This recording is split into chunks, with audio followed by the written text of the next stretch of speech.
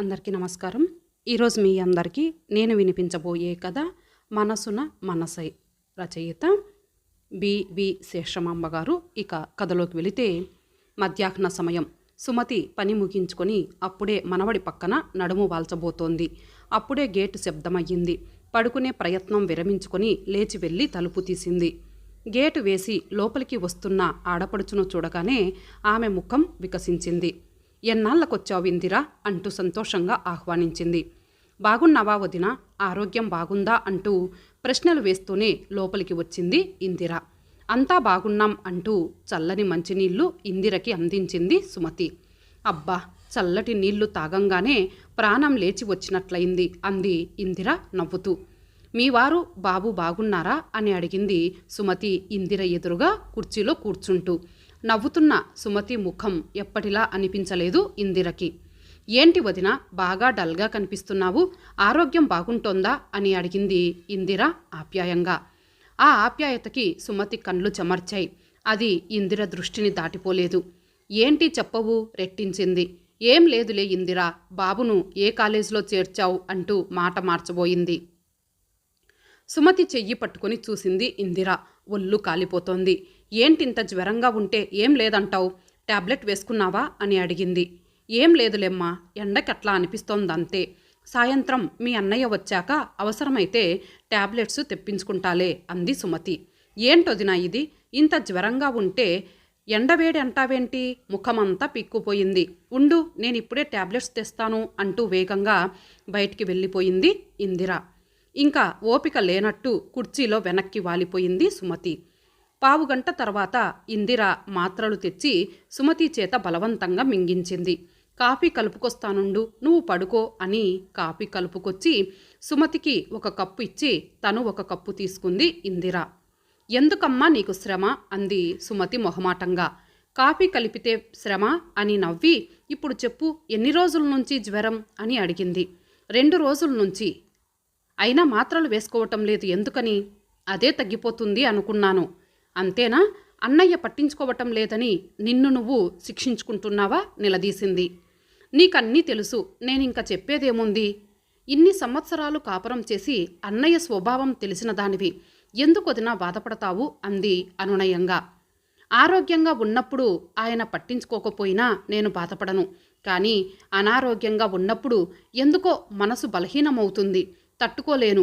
2 రోజుల నుంచి జ్వరమని ఆయనకి తెలుసు. పిల్లల్ని ఎవరినైనా తీసుకొని డాక్టర్ దగ్గరకు వెళ్ళమంటారు. వాళ్ళని అడగలేను, అయినా వాళ్ళ పనులు వాళ్ళకుంటాయి కదా. ఆఫీస్ అంతా తనే అయినట్టు, దానికే జీవితం అంకితం చేసినట్టు ఉంటారు. డాక్టర్ దగ్గరికి వెళ్ళావా అని మళ్ళీ అడగలేదు అంది సుమతి బాధగా. ఒంట్లో బాగోలేకపోతే నువ్వేమైనా ముక్కుతూ మూలుగుతూ పడుకుంటావా? పడుకోవు, ఏ పనులు మానుకోవు.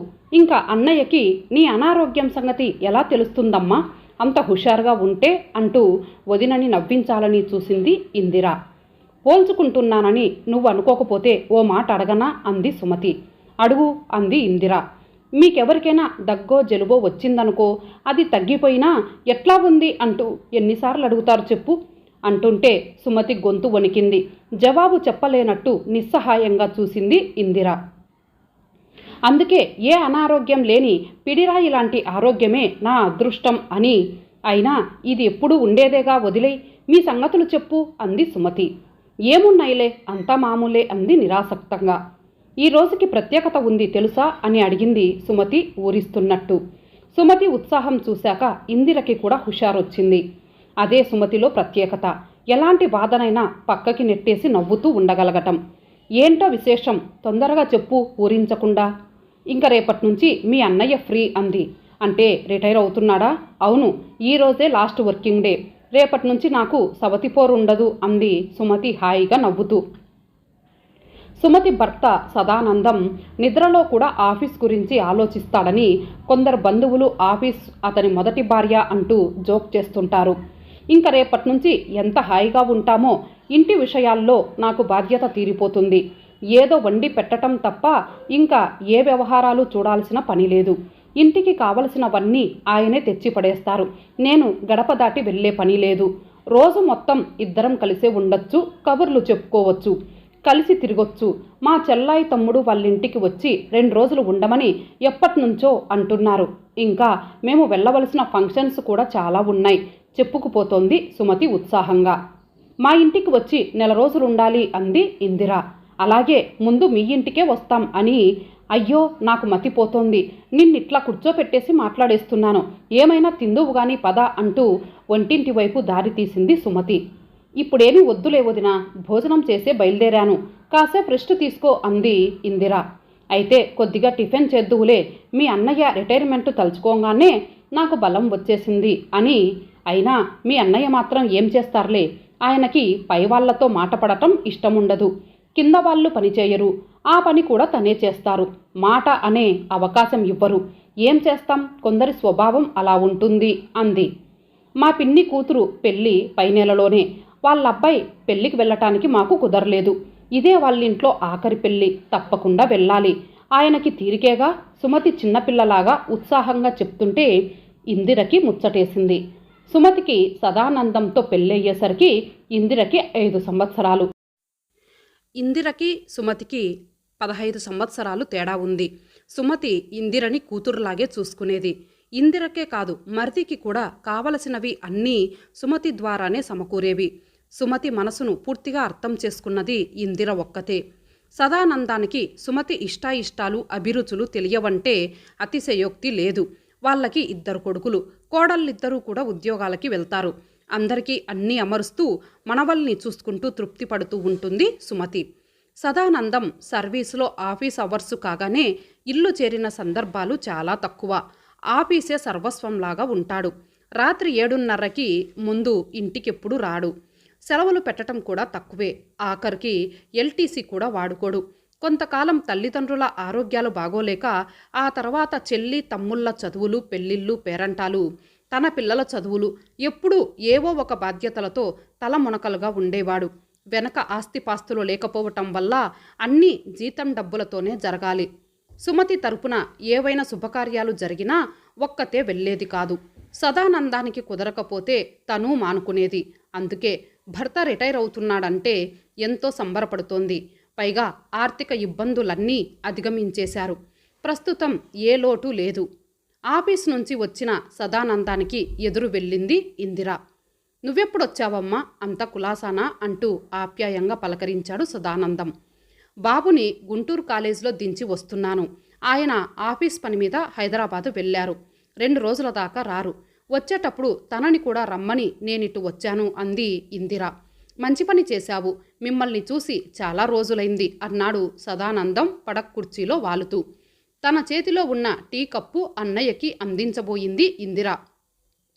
నువ్వు తాగిందిరా, మీ అన్నయ్యకి షుగర్ లేని టీ కావాలి అంటూ టీ కప్పు మంచినీళ్ళ గ్లాస్తో వచ్చింది సుమతి.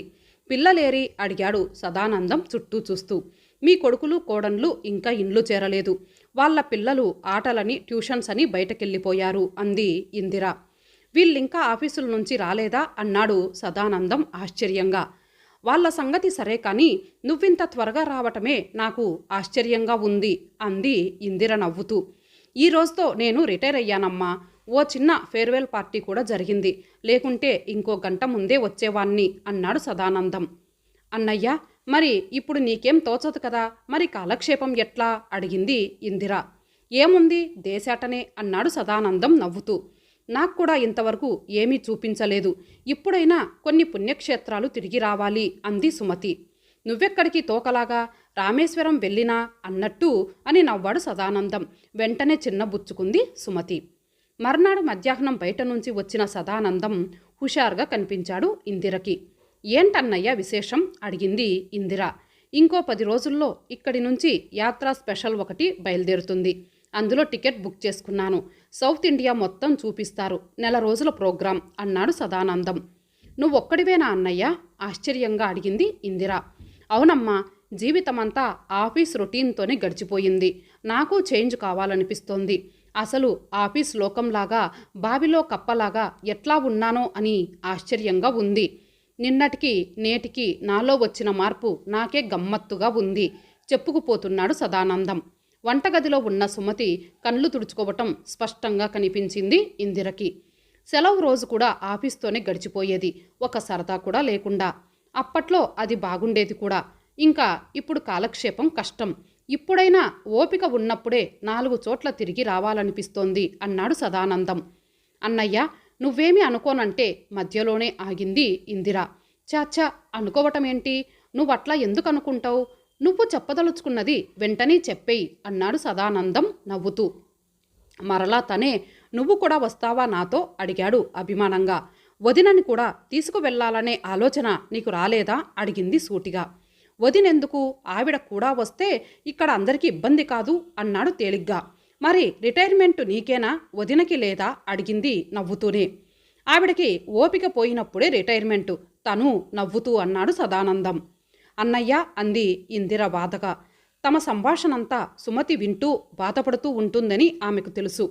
వదిన నిన్ను వదిలిపెట్టి ఒక్కతే ఇంతవరకు ఎప్పుడైనా వెళ్ళిందా? వెళ్ళలేదు. ఎంత ముఖ్యమైన శుభకార్యమైనా నీతో పాటే వెళ్ళేది. నీకు కుదరకపోతే తను మానుకుంది. నిన్నే నీడలాగా అంటిపెట్టుకుని ఉంటుంది కదా. ఇప్పుడు నువ్వు తనని వదిలేసి ఒక్కడివే వెళ్ళాలనుకోవటం ఏం బాగుంది చెప్పు? సదానందం మాట్లాడలేదు. నీకంటే వయసులో చిన్నదాన్నైనా ఇట్లా చెప్పక తప్పటం లేదు. వదినకి కూడా ఇంతకాలం రొటీన్గానే గడిచింది కదా.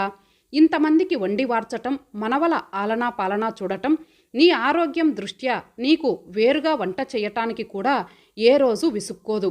ఎవరికి ఏ లోటు లేకుండా చూసుకుంటూ వస్తోంది. ఎప్పటికప్పుడు బాధ్యతలు పెరుగుతున్నాయి కానీ తరగటం లేదు కదా. మరి ఇప్పుడు వదిన కూడా వస్తే ఇక్కడ వీళ్ళకి ఇబ్బంది కాదా? ముఖ్యంగా పసివాళ్ళకి.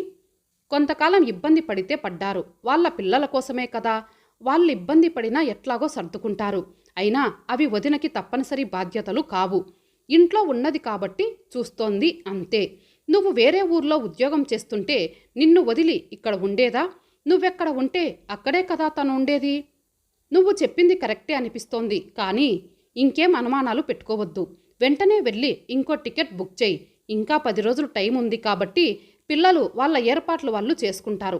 ఇద్దరూ హాయిగా ఓ నెల రోజుల పాటు తిరిగి రండి. ఇంతకాలం ఎవరి రొటీన్లో వాళ్ళున్నారు. ఇప్పుడైనా కలిసి హాయిగా ఉండండి. వచ్చేటప్పుడు మా ఇంటికి వచ్చి ఓ 10 రోజులు ఉండాలి. మీరు సుఖపడేది ఈ కొన్ని రోజులే. ఓపిక పోయిన రోజున తలుచుకోవటానికి మిగిలేది ఈ జ్ఞాపకాలే.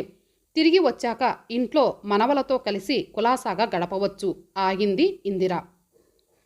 నేనింత ఆలోచించలేదమ్మా అన్నాడు సదానందం. ఇంతవరకు ఆలోచించకపోయినా వదిన ఏమీ ఫీల్ కాలేదు. ఇక ముందు మాత్రం తనని బాధ పెట్టకన్నయ్యా అంది ఇందిర. సరే, సాయంత్రం వెళ్ళి ఇంకో టికెట్ బుక్ చేస్తాను అన్నాడు సదానందం. అన్నీ వింటున్న సుమతి తను కూతురులాగా చూసుకున్న ఇందిర నిజంగా కన్న కూతురులాగా ఆలోచించగలిగినందుకు మనసులోనే ఆమెని ఆశీర్వదించింది సజల నేత్రాలతో. ఇంతటితో ఈ కథ సమాప్తం. మరలా మరొక మంచి కథతో కలుద్దాం. అంతవరకు సెలవు. నమస్తే.